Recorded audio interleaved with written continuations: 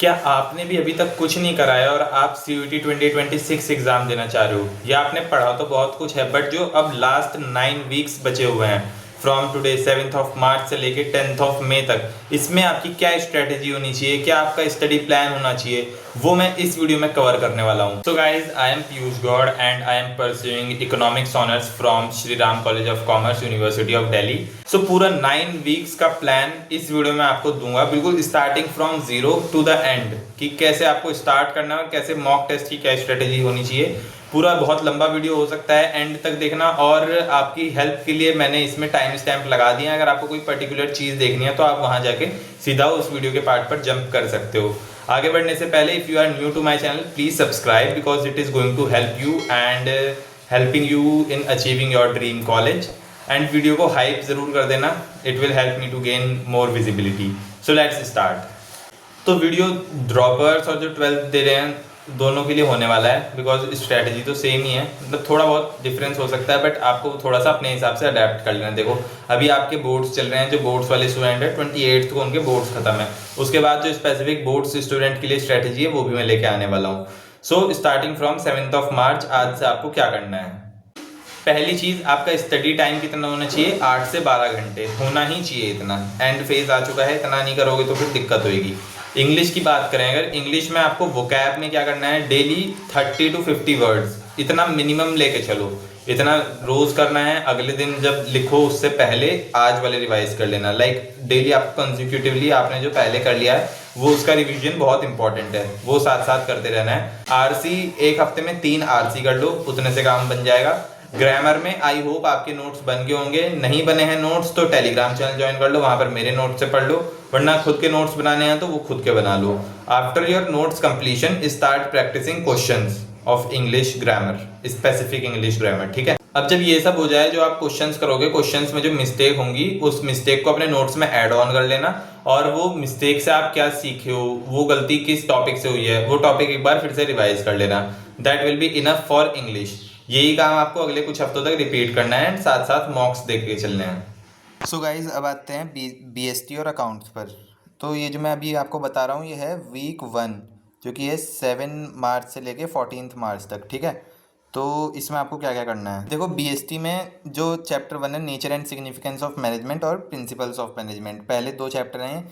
NCERT आपको line by line cover कर लेनी है। चैप्टर के क्वेश्चंस आप जो भी बुक यूज़ कर रहे हो, मैंने सुभाष दे यूज़ करी थी, तो उसके जो क्वेश्चन है पीछे वो कर लेना, जिससे आपके स्पेसिफिक जो चैप्टर के सारे क्वेश्चंस हैं, जो डाउट्स हैं, वो सॉल्व हो जाएं। और फिर जो मिस्टेक्स हों उनको एक बार वापस से रिवाइज कर लेना। इन 7 दिनों में आपको ये काम करना है। BST में अकाउंट्स में क्या करना है, अकाउंट्स में accounting for partnership and goodwill, जो पहले 2 चैप्टर हैं। बुक TS ग्रेवाल या DK गोयल कोई से भी यूज़ कर सकते हो। थ्योरी में जो है NCERT लास्ट टाइम के लिए छोड़ दो, थ्योरी इसी बुक से कर सकते हो, DK गोयल या फिर TS ग्रेवाल से। और बुक के क्वेश्चंस कर लेना, बहुत इंपॉर्टेंट है। जब तक क्वेश्चंस प्रैक्टिस नहीं करोगे तब तक काम नहीं चलेगा, बिकॉज एग्जाम में जाके तो हमें क्वेश्चंस ही सॉल्व करने हैं, उसके बिना काम नहीं चलेगा। तो BST और अकाउंट्स में ये करना है। अब आते हैं मैथ्स पर। अभी तक जो मैंने आपको बताया ये सब वीक 1 का ही काम है, और ऐसे करते करते हमें वीक 9 तक जाना है। तो वीडियो लंबा तो होगा बट ये सब नोट करते चलो, समझते चलो कि कब कब क्या क्या करना है। एंड अपने लिए फिर इसका डेली स्केड्यूल बना लो, कि मेरे पास जैसे आपको वीकली टारगेट्स तो मैं दे रहा हूँ, इसको डेली टारगेट में आप खुद कन्वर्ट कर लो, कि मेरे को इस हफ्ते ये करना है, जिससे कि आपका सिलेबस टाइमली कंप्लीट हो जाए, आपको बाद में मॉक टेस्ट और प्रैक्टिस करने का भी टाइम मिल जाएगा। सो मैथ्स में आपको फर्स्ट वीक में रिलेशन एंड फंक्शन कंप्लीट करना है, ITF कंप्लीट करना है। कहाँ से? NCERT से। और शशांक सर टीचर, देखो मैंने जो फॉलो करे थे, शशांक सिंह राजपूत सर हैं, SSR सर हैं। तो आप चाहो तो इनसे पढ़ सकते हो, क्योंकि पढ़ाते तो बहुत बढ़िया है। एंड मैंने इन्हीं फॉलो करा था। And I M today at SRCC। SSR sir जो क्वेश्चंस कराएंगे वो कर लेना, ठीक है। तो एक फार्मूला शीट बना लो, अपनी दीवार के आगे चिपका लो और उससे डेली रिवीजन करो। अगर आपके पास मैथ्स नहीं है तो ये पार्ट आप स्किप कर सकते हो। आगे भी जो मैथ्स के बारे में जो भी मैं बताऊंगा वो सब स्किप कर देना, क्योंकि आपके पास वैसे भी टाइम फिर ज़्यादा बच जाएगा अगर आपके पास मैथ्स नहीं है। अब आते हैं इकोनॉमिक्स पर। इकोनॉमिक्स में जैसे कि आपको पता है, इस बार आपके 3 पार्ट हैं, माइक्रो, मैक्रो और IED। तीनों को मैं इस वीडियो में कवर करूंगा, और तीनों के तीनों आपके मिड अप्रैल तक कंप्लीट हो जाएंगे, और आपको बहुत शानदार टाइम मिलेगा जिससे आप प्रैक्टिस कर सकते हो। देखो, पहले वीक में, अभी तक ये वीक 1 ही चल रहा है, 7 मार्च से लेके 14 मार्च तक का, ठीक है। आईईडी में क्या करना है आपको, डेवलपमेंट पॉलिसीज 1947 से 1990 वाला जो टाइम पीरियड है, ठीक है। इसमें शायद पहले जो 1 या 2 चैप्टर हैं वो सब वो 1947-90 इसी बीच वाले हैं। इसमें क्या करना है, देखो मैंने जो बुक यूज़ करी थी संदीप गर्ग, क्योंकि ये हमारे स्कूल में यूज़ हो रही थी, मैंने और कुछ यूज़ नहीं करा। संदीप गर्ग को बिल्कुल मैं चाट गया था बहुत अच्छे से, बिल्कुल एक एक मेरे को लाइन पता थी। एंड इसके साथ फिर जो PYQs हैं, PYQs कैसे करना है वो मैं अभी आपको आखिरी में बताऊंगा। आखिरी में स्पेशल टिप्स भी हैं आपके लिए। तो कैसे करना है आपको, ये थ्योरी पढ़ो, एक बार रीड करो, उसको लर्न करो। राइटिंग प्रैक्टिस आप जो बोर्ड्स दे रहे हैं जो बच्चे इस साल, उनकी वैसी ही हो जाएगी। और MCQ प्रैक्टिस कर लो बुक के। इतना करके आपका चैप्टर 1 कंप्लीट हो जाएगा। एक ही चैप्टर करना है आईडी से। मैक्रो से क्या करना है, मैक्रो में नेशनल इनकम अकाउंटिंग है, वो कर लो, और मनी एंड बैंकिंग है, 2 यूनिट हैं। टीचर कौन से फॉलो करना है, रजत सर, सुनील पांडा सर, अड्डा या फिर PW। अड्डा के एक टीचर हैं अमान सर, PW में एक टीचर हैं लव कौशिक सर। देखो मैंने इन सब से थोड़ा थोड़ा कुछ ना कुछ पढ़ा है, except Sunil sir. Sunil sir से मैंने कुछ नहीं पढ़ा, but he is really a great teacher. जो आपको सूट करें आप वहाँ से पढ़ सकते हो। टीचर्स मैंने आपको बता दिए। बुक मैंने मैक्रो में भी संदीप गर्ग यूज़ करी थी। तो ये है आपका फर्स्ट वीक। ठीक ठीक है। अब हम सेकेंड वीक पर आते हैं। देखो 15 मार्च से 22 मार्च तक हमने फर्स्ट वीक में इंग्लिश में मैंने आपको बता दिया क्या करना है। मैथ्स हमने कवर करा, इकोनॉमिक्स, BST, अकाउंट्स। ऐसे ही अब हम वीक 2 पर आते हैं। वीक 2 में देखो इंग्लिश में क्या करना है आपको, जो आपने पहले पढ़ा था वही सेम चीज़ रिपीट करनी है। आपने वोकैब जैसे आप जो 20, 30, 50 वर्ड्स, इसको इंक्रीज़ करो यार, क्योंकि आप वोकैब में जितने ज़्यादा वर्ड्स पढ़ोगे उतने ज़्यादा चांसेस होंगे कि आपने जो पढ़ा है उसी में से आएगा और आप वोकैब ठीक करके आओगे। ठीक, तो वो सेम चीज़ रिपीट करनी है। और इस हफ्ते एक जो चीज़ आपको अलग से करनी है वो है 1 फुल लेंथ मॉक टेस्ट, कि आपको पता चले आपका स्कोर क्या आ रहा है। लेट से आपका स्कोर आया 170, तो आपको पता है अगली आपकी जो लड़ाई है वो बचे हुए 80 नंबर की है। आपको अपने 80 मार्क्स इंप्रूव करने हैं। एंड रियली बताऊं तो 80 भी इंप्रूव नहीं करना है, 60-70 इंप्रूव करोगे, यानी 230, 240 ला रहे हो अगर आप इंग्लिश में, that is really a great score. ठीक है। और बाकी टारगेट तो फुल का करके चलना ही है। और टीचर जो अगर मैं बताऊँ आपको तो रुबाइका मैम है, मैंने इनसे ही करा था। साथ में वोकैब के लिए मैंने थोड़ा बहुत डियर सर को देख लिया था, जैसे आपको पता होगा डियर सर का बहुत बड़ा चैनल है। और एक शिप्रा सिंह मैम करके हैं वोकैब के लिए, पूरी ग्रामर मैंने रुबाइका मैम से ही करी और रुबाइका मैम से वोकैब भी पढ़ी है मैंने। अब अगली चीज़ है BST। BST में आपको क्या करना है, देखो बिजनेस इन्वायरमेंट और प्लानिंग, चैप्टर 3 और चैप्टर 4। बिजनेस इन्वायरमेंट तो बहुत छोटा सा चैप्टर है, मीनिंग, इसका इंपॉर्टेंस और वो जो फैक्टर्स हैं, political, economic, social, technological, legal, ये सब। ठीक है, पेस्टल बोलते हैं हम इसको। अगली चीज़ है प्लानिंग। प्लानिंग वही same cheese, NCERT line by line, chapter के MCQs और रिविजिट मिस्टेक्स। ठीक, अब आते हैं अकाउंट्स पर। ये हफ्ता आपको अकाउंट्स को देना है पूरा, क्योंकि आपको पार्टनरशिप की कंप्लीट बुक कंप्लीट कर देनी है, पूरे 7 के 7 चैप्टर। 2 चैप्टर आप पहले कर चुके हो, जो पहला है पहला वाला तो थ्योरेटिकल ही है और दूसरा गुडविल वाला। ठीक है, उन 2 के बाद जो बचे हुए 5 चैप्टर हैं, एडमिशन, रिटायरमेंट, डेथ, डिसोल्यूशन, वो सब के सब आपको इस हफ्ते में कंप्लीट कर देने हैं। ये हफ्ते का आपका ज़्यादातर टाइम अकाउंट्स में जाएगा, बट देना पड़ेगा, इम्पॉर्टेंट है। और सारे सारे टॉपिक्स सब कुछ कवर हो जाना चाहिए, थ्योरी, न्यूमेरिकल, सब कुछ। मतलब कि आपसे वो क्वेश्चन कहीं से भी पूछे आपको आना चाहिए। ये जब आप ऐसे थ्योरी पढ़ोगे, न्यूमेरिकल्स कर लोगे, तो आपकी प्रैक्टिस हो ही जाएगी। ठीक है, तो अकाउंट्स आपको ये कंप्लीट कर लेना है। और ज़रूरी है यार, देखो आप नहीं करोगे कोई और करेगा, क्योंकि बच्चे इस वक्त 14-14, 15-15 घंटे पढ़ने को तैयार हैं। मैं तो आपको 8 से 12 घंटे पढ़ने को कह रहा हूँ, क्योंकि अगर आप 8 से 12 भी कर लोगे तो वो सही रहेगा आपके लिए, वो सिलेबस उतने में कंप्लीट हो जाएगा। ठीक है, बाकी कोई डाउट हो तो मेरे को कमेंट में बताओ कि हम क्या नहीं कर पा रहे हो, आपको किस चीज़ में प्रॉब्लम है। ठीक है, तो BST accounts. And now we come to maths and economics. Now we come to maths. Again आपके पास मैथ्स नहीं है, स्किप कर लो। मैट्रिक्स और डिटर्मिनेंट 2 चैप्टर हैं, दोनों करने हैं, NCERT, क्वेश्चन प्रैक्टिस। और इसमें इंपॉर्टेंट चीज़ है सबसे ज़्यादा प्रॉपर्टीज़। आपको प्रॉपर्टीज़ पता हैं तो आप इजीली कर लोगे, चैप्टर पूरे नंबर आ जाएंगे। और प्रॉपर्टीज़ नहीं याद हैं तो फिर कुछ नहीं हो सकता है, क्योंकि क्वेश्चन सारे प्रॉपर्टी बेस्ड पर ही आने वाले हैं। तो प्रॉपर्टीज़ बहुत इंपॉर्टेंट है। मैट्रिक्स तो वैसे भी ईजी है, मैट्रिक्स में ज़्यादा कुछ है नहीं। ठीक है, अब आते हैं फिर इकोनॉमिक्स पर। वीक 2 इकोनॉमिक्स में आपको क्या करना है, माइक्रो में देखो अभी तक हमने माइक्रो स्टार्ट नहीं करी है ना। अगर आप देखो, एक चीज़ मैं बता रहा हूँ आपको, बात ऐसी है कि अगर आप जो ये स्केड्यूल फॉलो कर रहे हो बहुत बढ़िया, अगर आपकी स्पीड इससे ज़्यादा है तो आप जल्दी कर सकते हो, फॉलो इसी ऑर्डर में कर लो, बट जल्दी कर लो, क्योंकि जितना जल्दी करोगे उतना ज़्यादा प्रैक्टिस के लिए टाइम मिलेगा आपको, उतना ज़्यादा मॉक टेस्ट सॉल्व कर पाओगे, क्योंकि खेल सारा यार प्रैक्टिस का ही है। देखो आप सिलेबस कर लोगे, क्वेश्चन प्रैक्टिस नहीं करोगे तो फिर एग्ज़ाम में जाके आपको ऐसी ऐसी चीज़ें पता लगेंगी कि बस पता ही लगती रह जाएंगी, कुछ कर नहीं पाओगे फिर। तो जितनी जल्दी कर सकते हो उतना जल्दी करो, और वरना ये इस स्पीड पर तो कम से कम करो ही, क्योंकि ये मिड अप्रैल में आपका सिलेबस कंप्लीट होगा, आपके पास देन अराउंड 25 डेज बचेंगे प्रैक्टिस करने के लिए, एंड दैट आर इनफ, उतना ठीक है। और जल्दी कर सकते हो तो कर लो। तो माइक्रो में देखो क्या करना है, जब इंट्रोडक्शन है और थ्योरी ऑफ कंज्यूमर बिहेवियर, ठीक है। माइक्रो के लिए अगर मैं आपको टीचर बताऊं, माइक्रो के लिए मैंने टीचर बता ही दिया आपको, सुनील सर, रजत सर, बाकी अड्डा है PW, ठीक है। जो आपको ठीक लगे नोट्स ज़रूर बना लेना, बिकॉज बिना नोट्स के आई डोंट थिंक कुछ हो पाएगा इसमें, मैंने भी बनाए थे नोट्स, तो नोट्स ज़रूरी हैं। आईडी में LPG 1991 एक ही चैप्टर करना है, इजीली हो जाएगा, पढ़ो एक बार। जैसे आईडी करना कैसे है, बुक खोली, पढ़ना शुरू करा, अंडरलाइन करी चीज़ें, देखा कि आपको ये सब याद हो गया, थोड़ा सा लिख लिया, पॉइंट्स शॉर्ट पॉइंट्स बना लिए, एंड देन जस्ट उस बुक के पीछे जो क्वेश्चंस दे रखे हैं वो प्रैक्टिस कर लिए कि आपने जो पढ़ा है वो आपको आता भी है या नहीं आता। वो आपका चैप्टर कंप्लीट हो गया। अगली बार फिर जब वो मॉक दोगे तब आपको पता चली जाएगा, ठीक है। मैक्रो में गवर्नमेंट बजट बहुत इजी, मतलब अगर मैक्रो का कोई सबसे इजी चैप्टर है वो गवर्नमेंट बजट है।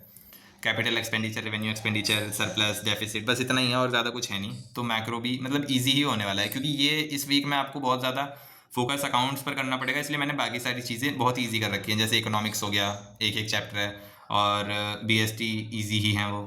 तो अकाउंट्स इस वीक में डिफ़िकल्ट होने वाला है आपके लिए, क्योंकि बहुत सारा पढ़ना पड़ेगा आपको अकाउंट्स में। अगर आपका अकाउंट्स पहले से ही स्ट्रांग है तो आपके लिए वो बहुत ईजी है। तो आप बाकी जो आगे मैं बताने वाला हूँ उस चीज़ को इसी हफ्ते में कंजस्ट कर सकते हो, और आपके लिए फिर ज़्यादा टाइम बच जाएगा लास्ट में। So now we move to week 3, that is from 23 March to 30 March. So week 3 ये रहा। इंग्लिश में क्या करना है, चीज़ें रिपीट करनी है, वोकैब, RC जो सब चल रहा है चलने दो, ठीक है। ग्रामर, दो मॉक लिखना है इस हफ्ते। एनालिसिस करना है, क्या आपकी ग्रोथ हो रही है स्कोर में। पिछली बार 170 आया था, तो क्या आप 190 200 तक पहुंच गए हो इंग्लिश में, मतलब ग्रोथ होनी चाहिए। देखो अपनी एरर आइडेंटिफाई करो कि गलतियां हो कहाँ रही है, RC में हो रही हैं, वोकैब में हो रही हैं, या ग्रामर में हो रही हैं।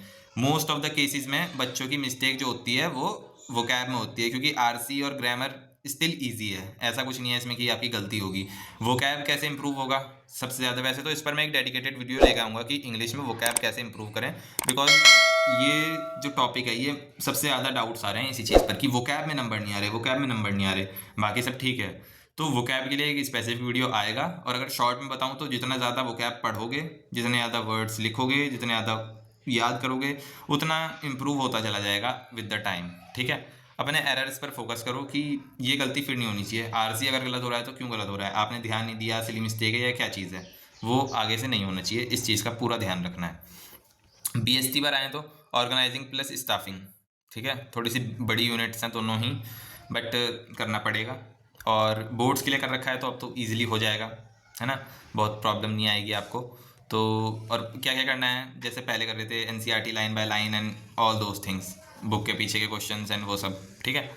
अब आते हैं अकाउंट्स पर। देखो अकाउंट्स में आपने फर्स्ट बुक तो कंप्लीट कर ली है, ये मैं मान के चल रहा हूँ कर ली होगी, वरना वो बैकलॉग बचा है उसको भी कंप्लीट करो। और इस हफ्ते शेयर कैपिटल पूरा कंप्लीट, 7 दिन दे रहा हूँ मैं आपको, शेयर कैपिटल कंप्लीट कर लो। शेयर कैपिटल कंप्लीट कैसे करोगे, एक दिन तो थ्योरी पर चला जाएगा कि जो कॉल्स इन एरियर्स हैं उस पर कितना इंटरेस्ट मिलता है। वैसे थ्योरी भी बहुत है इसमें, तो एक दिन थ्योरी पर दे दो, जो पहले पढ़ा है उसका रिवीजन कर लो, बैकलॉग है। और फिर बाकी सारे दिन शेयर कैपिटल के जो न्यूमेरिकल्स हैं, कहाँ से करोगे, बुक के पीछे के न्यूमेरिकल्स हैं वो कर लो, जो न्यूमेरिकल्स MCQ फॉर्मेट में है वो कर लो, PYQ से स्पेसिफिक इस चैप्टर के क्वेश्चन करने हैं वो कर लो।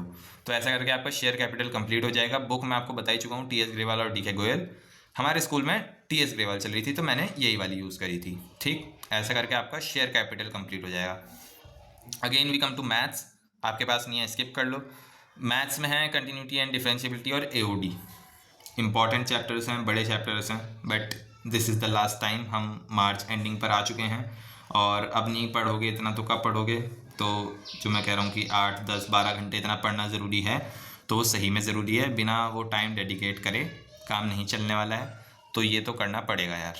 टीचर SSR सर, बाकी आपको जहाँ से पसंद है वहाँ से करो, मैं रिकमेंड करूँगा SSR सर। ये इनकी एक कुछ ऐसे ब्लैक PPT करके है, वो उसमें से क्वेश्चंस कर लेना, वो आपको उनके ग्रुप पर मिल जाएगी। So that is the thing, continuity and differentiability और AOD। Okay guys, so now we come to economics for week 3। और इसमें हमें आईडी में क्या करना है, देखो जो human capital formation plus rural development 2 chapter हैं और इजी है, कुछ बहुत बड़ी बात तो है नहीं। पूरा ये मतलब आईडी तो पूरा ही इजी है।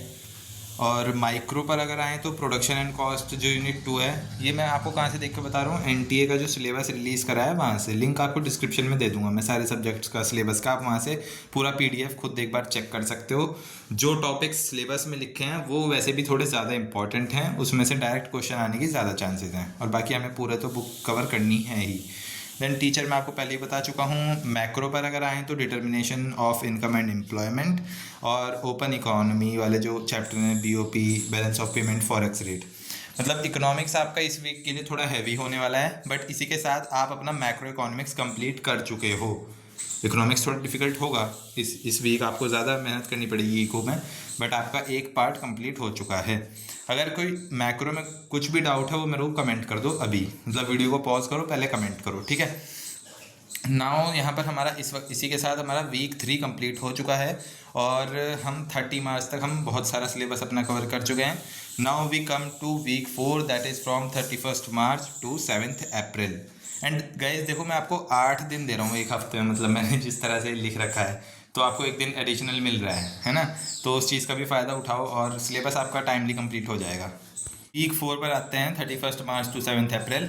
इंग्लिश में क्या करना है, इंग्लिश में हमारा सिलेबस तो पहले ही कंप्लीट हो चुका है, क्योंकि वोकैब का कुछ ऐसा है नहीं। वोकैब तो किसी कहीं से भी आ सकती है, कितनी भी आ सकती है। वोकैब पर स्पेशल वीडियो आएगा ही आएगा। और जो सिलेबस कंप्लीट हो गया है, आपको इस हफ्ते 3 मॉक्स देने हैं। इस चीज़ का प्लीज़ ध्यान रखना कि आपका स्कोर इंक्रीज़ हो रहा है, क्योंकि उस चीज़ की बहुत कोशिश करो कि स्कोर धीरे धीरे ग्रेजुअली आप इंक्रीज़ करो। 200 220 इस टाइम तक, मतलब अगर आप अप्रैल में हो, अगर आप 200 से 210 तक ला रहे हो, 220 तक ला रहे हो, ज़्यादा तो जितना मर्जी आ जाए, बट अगर इतना आप मिनिमम स्कोर कर रहे हो, then you are at a good pace, और आ जाएगा, बढ़िया स्कोर आ जाएगा लास्ट तक। तो मिस्टेक्स पर काम करना है, वीक एरियाज़ कवर करना है। 30 से 50 daily at least minimum, this is minimum, this is not maximum. कम से कम 30 से 50 तो आपको करने ही हैं। ज़्यादा से ज़्यादा तो बच्चे, देखो मेरी तो क्योंकि बहुतों से बात हो रही है, आई रिसीव मैनी मैसेजेस, तो वो कह रहे हैं भैया I am doing 150 words, is this enough. मैं कह रहा हूँ बिल्कुल इनफ है यार। आप मतलब 150 शब्द, 250 शब्द भी, क्योंकि 250 वर्ड्स वाले भी बहुत बच्चे हैं, तो 4 दिन में सोचो वो 1000 वर्ड्स कंप्लीट कर दे रहे हैं।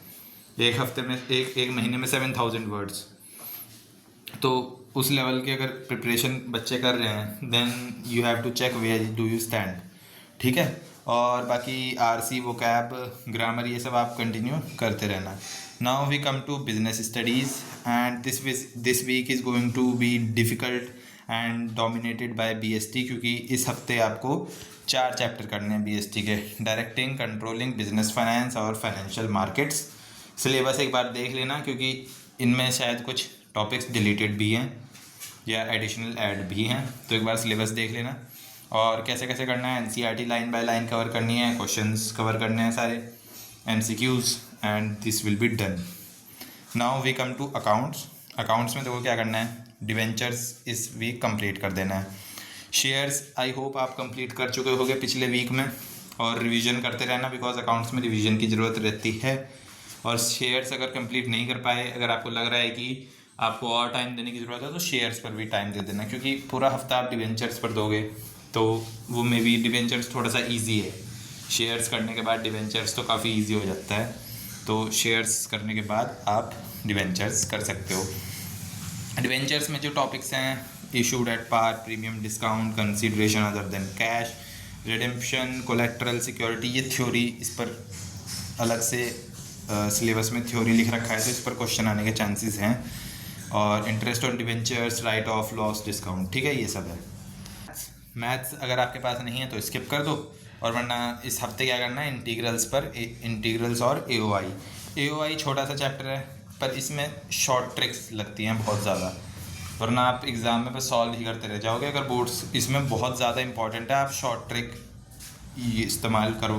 कहाँ से, जो टीचर मैं बता रहा हूँ SSR सर, उन्होंने हमें बहुत सारी शॉर्ट ट्रिक्स बताई थी, उनका वीडियो देखोगे तो मिल जाएंगी, वरना आई थिंक सभी टीचर्स बताते होंगे। तो मतलब इसमें शॉर्ट ट्रिक्स बहुत सारी हैं एओआई वाले चैप्टर में, तो वो बिल्कुल भी छोड़ के मत जाना। और इंटीग्रेशन तो फिर बड़ा चैप्टर है ही, इसमें तो काफ़ी ज़्यादा प्रैक्टिस की रिक्वायरमेंट है। और इंटीग्रेशन लाइक ऐसी चीज़ है कि कंटिन्यू रखो, पहले दिन से आखिरी दिन तक लाइक थोड़ी थोड़ी प्रैक्टिस करते रहो। बहुत सारे क्वेश्चंस हैं, इंटीग्रेशन में क्वेश्चंस भी बहुत सारे आते हैं, तो वो चीज़ कंटिन्यू रखो। और हाँ, तो मैंने लिख भी रखा है कि ये till the day of exam तक इसकी प्रैक्टिस रिक्वायरमेंट है इसमें। और फार्मूला शीट का डेली रिवीजन करते रहना है। फार्मूला शीट आज ही बना लो। 7 तारीख को आप ये वीडियो देख रहे हो तो फार्मूला शीट आपके पास आज ही होनी चाहिए, मैथ्स की और अकाउंट्स की भी। अकाउंट्स की मैंने इसमें लिखा नहीं है, बट अकाउंट्स की भी आपके पास फार्मूला शीट होनी चाहिए। लाइक गुडविल वाले चैप्टर में बहुत सारे फार्मूलेज हैं, देन रेशो वाला जो चैप्टर है उसमें बहुत सारे फार्मूले हैं, तो वो सब आपके पास एक पेज पर होने चाहिए। So now we move to economics for week 4। Economics की बात करो तो मैक्रो तो हमारा पिछले हफ्ते कंप्लीट कर लिया आपने, नहीं कराया तो कंप्लीट कर लेना उसको एज सून एज पॉसिबल। यहाँ तक मतलब हो ही जाना चाहिए मैक्रो कंप्लीट। आईईडी में एम्प्लॉयमेंट वाला जो चैप्टर है, एनवायरनमेंट वाला जो चैप्टर है, एनवायरनमेंट एंड सस्टेनेबल डेवलपमेंट, और इंडिया चाइना पाकिस्तान। आईईडी वैसे भी बहुत ईजी है, आई होप आप कर ही लोगे और जल्दी कर लेना। मतलब मैं तो ये कहूँगा ये तो लास्ट से लास्ट मतलब आपको यहाँ तक कंप्लीट कर ही लेना है, कोशिश करो इससे जल्दी कर लो, ठीक है। और माइक्रो में जस्ट रिवाइज कर लो क्योंकि ये वीक बहुत ज़्यादा वैसे ही हैवी हो गया है, तो इस वीक में माइक्रो जो अब तक आपने पढ़ा है जितनी भी यूनिट्स वो सब रिवीजन कर लो। और अगर आपको लगता है कि आप और अच्छे से और ज़्यादा कर सकते हो देन माइक्रो को और आगे कंटिन्यू करो, ठीक है। इकोनॉमिक्स में इतना आप कर लोगे then you are on a good pace, in a good direction और अच्छा स्कोर आएगा। So now we move to week number 5, दैट इज़ फ्रॉम 8th of April to 15th of April। तो देखो वीक 5 में इंग्लिश में मॉक्स देने हैं, जितने मॉक्स दे सकते हो दो, वो कैब कंटिन्यू रखना है और रिपीट करना है सारी चीज़ों को। पहले बीएसटी में मार्केटिंग और कंज्यूमर प्रोटेक्शन, यही दोनों चैप्टर बच रखे हैं, सिलेबस कंप्लीट हो गया। और अगर आपकी स्पीड इससे अच्छी थी, आपने बोर्ड्स में अच्छी प्रिपरेशन कर रखी थी और आपका बीएसटी पहले ही कंप्लीट हो गया है, क्योंकि बीएसटी का आपका लास्ट एग्ज़ाम 28 को बीएसटी का ही है, तो अगर अगले ही दिन से अगर आप चाहो तो मॉक्स पर शिफ्ट कर सकते हो। सीधा मॉक दो, जो मिस्टेक्स लग रही हैं उसको एनालाइज करो, सीधा आप उस पर शिफ्ट कर सकते हो अगर आपको लगता है आपने NCERT line by line cover कर लिया है। वरना बिकॉज बिना एनसीईआरटी के बीएसटी का एग्ज़ाम नहीं निकलेगा, बिकॉज बीएसटी में 238 is not a good score. I would say 244 is also not a good score, because BST में लगभग 6000 बच्चे होंगे जो 100% यानी 250 आउट ऑफ 250 स्कोर करने वाले हैं। सो बीएसटी में फुल का टारगेट रख के चलना है, ठीक है। और बाकी यहाँ तक वरना आपका सिलेबस कंप्लीट हो ही जाएगा, तो इसके बाद आप मॉक्स पर आ जाना, ठीक। मैथ्स में अगर बताऊँ तो डिफरेंशियल इक्वेशन और वेक्टर इन 3D, जिनके पास मैथ्स नहीं है उनके पास बहुत ज़्यादा टाइम बच रहा है। मैथ्स किन्हें लेनी है किन्हें नहीं लेनी वो लास्ट में बताऊँगा इस वीडियो में, लास्ट तक बने रहना। मैथ्स नहीं है तो अच्छी बात है। अकाउंट्स अगर बताऊँ तो अगर बैकलॉग बच रहा है वो कवर कर लो, पहली 2 बुक्स आप कवर कर ही चुके हो। और वरना थर्ड बुक जो है, थर्ड बुक में देखो हमारे पास 2 ऑप्शंस हैं, या तो आप एनालिसिस ऑफ फाइनेंशियल स्टेटमेंट वो कंप्लीट करो, या फिर जो कंप्यूटराइज्ड अकाउंटिंग सिस्टम है। तो मैं वो कहूँगा कि छोटे बड़े के चक्कर में मत जाना कि देखो क्वेश्चन 5 ही आने हैं। अब आप कुछ बच्चे ऐसा कहते हैं कि ये थोड़ा उन्हें डिफ़िकल्ट लगता है एएफएस, तो वो सीएस पर शिफ्ट करना चाहते हैं, बट मैं कहूँगा कि जो आपने स्कूल में पढ़ा है उसी के साथ जाओ, बिकॉज ऐसे लास्ट मोमेंट पर आप चेंज करोगे, I don't think it is a good advice. और मैं ऐसा पर्सनली किसी को जानता भी नहीं हूँ जिसने ऐसा चेंज करा हो, स्कूल में कुछ पढ़ा था और बाद में कुछ और दे दिया। तो ये कर सकते हो आप, स्कूल में अगर एनालिसिस ऑफ फाइनेंशियल स्टेटमेंट पढ़ा है तो इसी के साथ जाना, ठीक। और इसी के साथ आपका अकाउंट्स का सिलेबस भी कंप्लीट हो जाएगा। और जैसे ही सिलेबस कंप्लीट हो जाए क्या करना है, full length mock. Full length mock बहुत ज़्यादा ज़रूरी है अगर टाइम मैनेजमेंट एग्ज़ाम को टाइमली कंप्लीट करना है तो। दैन इकोनॉमिक्स पर बताऊं तो आपको देखो इकोनॉमिक्स भी हम एंड की तरफ आ ही गए हैं। मैक्रो और आईडी आप ऑलरेडी कंप्लीट कर चुके हो, बस रिवीजन करना है इनका, क्वेश्चन सॉल्व करने हैं, एमसीक्यूज सॉल्व करने हैं। कहाँ से करने हैं, पीवाईक्यूज के क्वेश्चन सॉल्व कर लो स्पेसिफिकली उस चैप्टर के, कि आपको पता चल जाए कि उस चैप्टर से जो आज तक क्वेश्चन आए हैं वो आप अच्छे से कर भी पा रहे हो या नहीं कर पा रहे। माइक्रो में बताऊं तो माइक्रो जो कुछ बच रखा है वो इस हफ्ते कंप्लीट कर दो। So it what does it mean कि आपका माइक्रो इकोनॉमिक्स 15 अप्रैल तक कंप्लीट हो जाएगा। मैक्रो और आईडी जो बोर्ड्स दे रहे हैं उनका वैसे ही कंप्लीट है। सो 15 अप्रैल इज़ द डेट जो आपको मार्क कर लेनी है कि आपका माइक्रो कंप्लीट हो गया है, ठीक। तो अगर आप एक नॉन मैथ्स स्टूडेंट हो तो आपका सिलेबस 15 को कंप्लीट हो गया। अगर मैथ्स भी है आपके पास तो इस हफ्ते एलपीपी प्लस प्रोबेबिलिटी कंप्लीट कर लो, आपका सिलेबस तब कंप्लीट हो गया। तो ओवरऑल मतलब ये मान के चलो कि आपका 15 से 20 अप्रैल इसके बीच में सिलेबस कंप्लीट हो जाना चाहिए, चाहे आपके पास मैथ्स है या नहीं। सिलेबस कंप्लीट मतलब पूरा सिलेबस कंप्लीट, सारे के सारे सब्जेक्ट्स। आखिरी के जो बचे हुए 20 दिन है इसमें बिल्कुल लग के मॉक देना है। 20 दिन है और एक दिन में अगर आप 3 मॉक टेस्ट दोगे 60 हो गया है, ठीक है। 3 में मिनिमम बता रहा हूँ, क्योंकि 3 मॉक देने में टाइम कितना लगता है, 3 घंटे। बच्चे 5-5 6-6 भी देंगे, और मतलब 3 तो जब आप 3 मॉक दोगे तो वो एक साथ बैठ के देना अलग अलग सब्जेक्ट्स के, क्योंकि ऐसा भी हो सकता है कि आपके जो शिफ्ट्स आएँ एग्ज़ाम की वो एक दिन में आपके 3 टेस्ट हैं और तीनों एक साथ ही हैं, तो ऐसा होता है। तो आपके पास वो सिटिंग कैपेसिटी होनी चाहिए, वरना ज़्यादातर दो सब्जेक्ट्स के पेपर आपके एक साथ होते हैं, तो 2 घंटे तो है ही है। अब कुछ फाइनल स्पेशल टिप्स, और वैसे इस वीडियो में मैंने काफ़ी कुछ कवर कर लिया है। इस वीडियो के स्पेसिफिक पार्ट्स में और डिटेल में कवर करूँगा, जैसे मॉक कैसे देने हैं, इंग्लिश की वोकैब कैसे करनी है, टाइम मैनेजमेंट पर, वो सब भी वीडियोस आएंगी मेरे चैनल पर। अगर यहाँ पर पहली बार आए हो, यहाँ तक आ गए हो, तो बिना सब्सक्राइब करे जाने का कोई मतलब नहीं बैठता है। और मिलेंगे अगले साल इसी साल एसआरसीसी में, अगले कुछ 3-4 महीने बाद अगस्त में। तो कुछ स्पेशल टिप्स की अगर वैसे बात करूँ तो मॉक देना स्टार्ट करो, जितनी जल्दी सिलेबस हो जाए उतनी जल्दी, और मिस्टेक्स एनालाइज करो, बिकॉज बिना मिस्टेक्स एनालाइज करे मॉक देने का कोई मतलब नहीं बैठता है। उन्हें रिवाइज करो, उन्हें करेक्ट करो अगला मॉक देने से पहले, और अपना स्कोर इंक्रीजिंग उस पर लेके जाओ, तो जाके आपका काम बनेगा, ठीक है। और स्पीड मेंटेन करके चलना, किसी क्वेश्चन पर स्टक मत होना कि जैसे ये वैसे स्पेसिफिक पॉइंट है जो जिन सब्जेक्ट्स में न्यूमेरिकल्स आते हैं, चाहे वो मैथ्स हो गया, अकाउंट्स हो गया, इकोनॉमिक्स हो गया, अगर कोई क्वेश्चन नहीं बन रहा है तो आगे बढ़ो, वो बाद में करना। पेपर वैसे एग्जैक्टली पेपर करते वक्त क्या स्ट्रेटजी होनी चाहिए वो मैं बनाऊंगा, वो भी एक वीडियो है जो इसी चैनल पर आएगा कुछ दिनों में। The moment your syllabus of any subject is completed, start giving full length mocks, start PYQs, there is nothing else to do then. Exactly, this is the point. और ये चीज़ कर लोगे तो, और अपना स्कोर इंक्रीज़ करते चलोगे, अपनी गलतियों को एनालाइज करते हुए चलोगे, तो काम बन जाएगा और आपको मिलेगा Shri Ram college of commerce. So guys, with this इतना बड़ा वीडियो हो गया है कंप्लीट, और अगर यहाँ तक आ गए हो तो मतलब काफ़ी बढ़िया काम कर दिया है। ये जो पूरा है इसका फ़ोटो मैं आपको टेलीग्राम पर भी भेज दूंगा, इसको नोट कर लो। अब आपका क्या काम है कि ये जो वीकली मैंने आपको टारगेट दिया है इसको एनालाइज करो, इसको डेली में कन्वर्ट करो कि इस दिन मेरे को ये करना है। अपनी एक डायरी बनाओ, आखिरी 2 महीने में सब कुछ करना पड़ेगा कि आप ज़्यादा से ज़्यादा अपना स्कोर ला सको। तो डेली इसको टारगेट्स कंप्लीट करो, और मेरे को टेलीग्राम पर बता सकते हो, मेरे को मेल कर सकते हो। मेल आईडी मैं आपको अपना डिस्क्रिप्शन में दे दूंगा कि आज मैंने इतना इतना कर लिया। एंड जो कंसिस्टेंटली मेरे को मैसेजेस करते रहते हैं, I reply to them, because बहुत सारे मैसेज आते हैं और मैं सबका तो आंसर नहीं कर पाता। सो दैट इज़ द थिंग। और ये पूरा स्ट्रैटेजी है, अगले 60 दिन में आपको इतना फॉलो कर लोगे जैसे मैंने आपको बताया। अगर आपकी स्पीड इससे ज़्यादा है तो आपका सिलेबस में भी, जैसे इसमें 15 अप्रैल को हो रहा है, तो आप में भी अप्रैल के स्टार्टिंग में ही, फर्स्ट वीक में ही आप कंप्लीट कर लो। आपको एक्स्ट्रा 10 डेज़ और मिल जाएंगे प्रैक्टिस करने के लिए, रिवीजन करने के लिए, मॉक्स देने के लिए। तो वो चीज़ करनी है, और क्योंकि एग्ज़ाम में आपको क्वेश्चंस ही सॉल्व करने हैं, that is the main motive. But उसके लिए आपका सिलेबस कंप्लीट हो जाना चाहिए। So that is the whole thing that I have covered. और स्पेसिफिक जो, और इसमें मैंने बहुत सारे एडिशनल पॉइंट्स टच करे हैं, उन पर स्पेसिफिक वीडियो आएगा, वो इतना लंबा नहीं होगा। ये तो मैं आपको मतलब जिसने अभी तक भी कुछ नहीं करा है ना, ये वीडियो उसके लिए भी है, और जो बहुत कुछ कर चुका है ये वीडियो उसके लिए भी है।